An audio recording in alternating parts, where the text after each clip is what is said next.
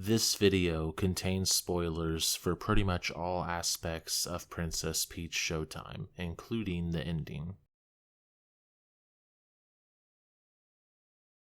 Hello everybody, I'm Jeremy. And I'm Beth, the one and only. And today we're talking about Princess Peach Showtime, a Nintendo Switch game that was released recently featuring a prominent Mario character, Princess Peach. Man, it's been a long time since she's had a game. Yeah, it's been close to 20 years actually. While the game doesn't really fit comfortably into any specific genre due to how much the gameplay varies over its run, it's definitely at home with Nintendo, Mario, or platformer fans, and it has a lot of similarities to other games in the Mario series. The gameplay is like a big collection of mini games with so many different types of gameplay from different forms Peach can take throughout the game. The transformations are Sword Fighter Peach, Detective Peach, Patissiere Peach, Kung Fu Peach, Ninja Peach, Cowgirl Peach, Figure Skater Peach, Dashing Thief Peach, and Mermaid Peach. And let's not forget Mighty Peach.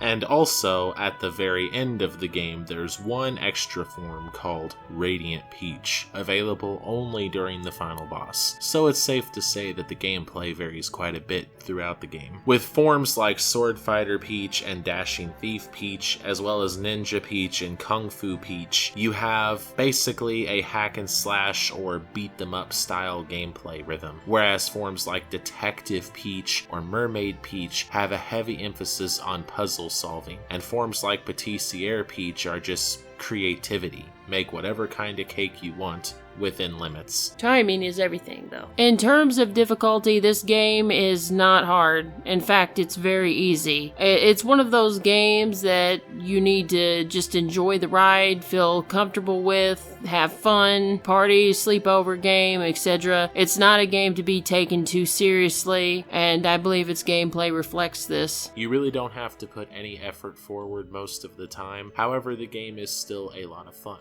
It's one of those games that aren't meant to be challenging. It's just meant to kind of be relaxing and comforting. You know, it's a good mood lifter style game.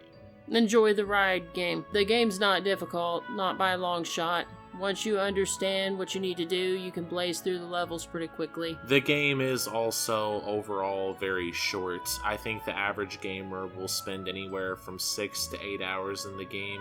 It's definitely not a long game to complete in terms of story. You could beat it in one all-night session easily. If you want to get a decent length out of this game, you're definitely going to want to go for that 100%. Just the story itself is pretty light. There's a lot of post-game content too, like collecting sparkle gems, getting more customized dresses or customizable dresses for Peach, decorating the theater, and even fighting the bosses again. And you can also decorate Stella as well. In short, I would describe the gameplay as very easy, very simple to learn, very fast-paced, and fun, despite how easy it is. You're not going to have to put any effort in, but I think that if you're someone who's lighthearted, you're going to enjoy the type of gameplay.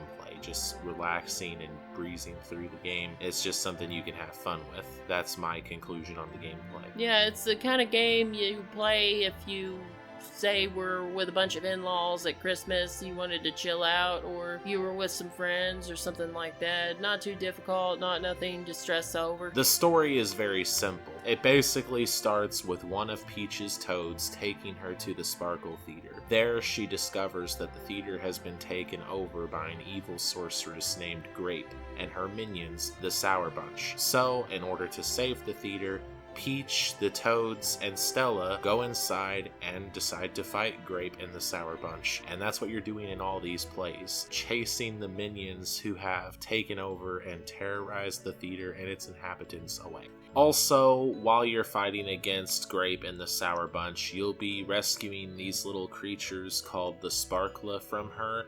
And they were the original inhabitants of the theater. So she's holding them captive, and you're going to be rescuing them.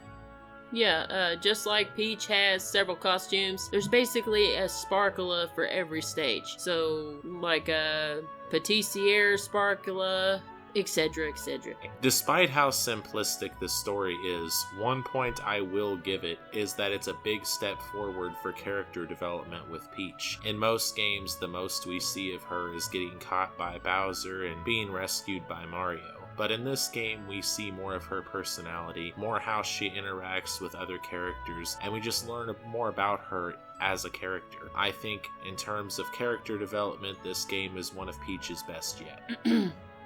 Not bad for her first game in 19 years. Definitely. I think this is one of the biggest things fans were looking forward to, and it delivered in that aspect. Yeah, I was trying to time it right. I was trying to seize on the opportunity. Did I get it? Mildly. Mildly. And what will the people think of that? I also want to praise the music. It's nothing too special really, but some of it does sound pretty dang good, especially the ninja theme. That one really stuck with me. I think it was one of the most iconic in the whole game, and there really wasn't any bad tracks to speak of. The game as a whole had good, pleasant music. Yeah, I can get what you're saying with the Ninja Peach one. That was pretty good music. But as for the other things, it's more aesthetically pleasing, like the use of color and the design of the costumes was very, very well done. It was very good. Hold on there, Eager McBeaver. We're about to get to the graphics. Please do. I'm tired of waiting.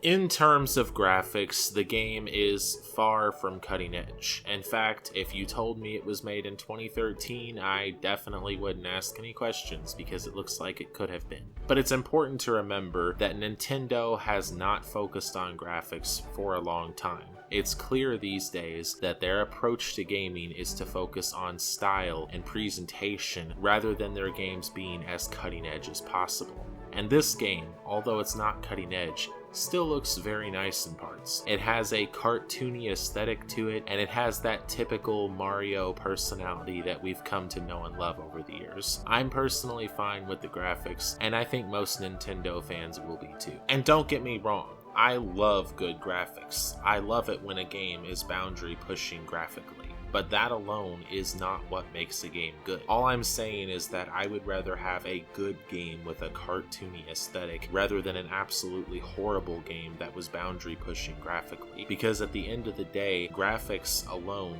do not make a game good, and graphics don't necessarily have to be cutting edge to look good. A great example of this is The Legend of Zelda Tears of the Kingdom. That game is far from cutting edge graphically, but it looks amazing nonetheless. Totally agree. I think there's a lot more to a game than just frame rate or cutting edge graphics. I think mechanics also matter. In short, it doesn't really make a lot of sense to attack a game like this for not being cutting edge graphically because it was never meant to be cutting edge graphically. And guess what? That's fine. So let's go into an overview here. The game is very simple, very easy, yet fun. The story is very simplistic, not much going on really. However, it does offer Peach one of her best character development opportunities yet, aside from the Mario movie. And it also has good music and not cutting edge, but still nice graphics. Overall, this game is not for everyone. It's definitely for the young at heart, and it's definitely for someone who can enjoy a more simplistic experience. Also, if you were looking for a gift for a young kid, this would be an excellent option. Yeah, it's definitely a good game to get kids into gaming. It's easy, it's not hard. It does present a little difficulty, especially with the bosses, but all in all, it's pretty easy. So overall, if you're a Mario fan, if you're a platformer fan, or if you just like cartoony style games, or if you're looking for a gift, this is a great option. Thanks for watching, everybody.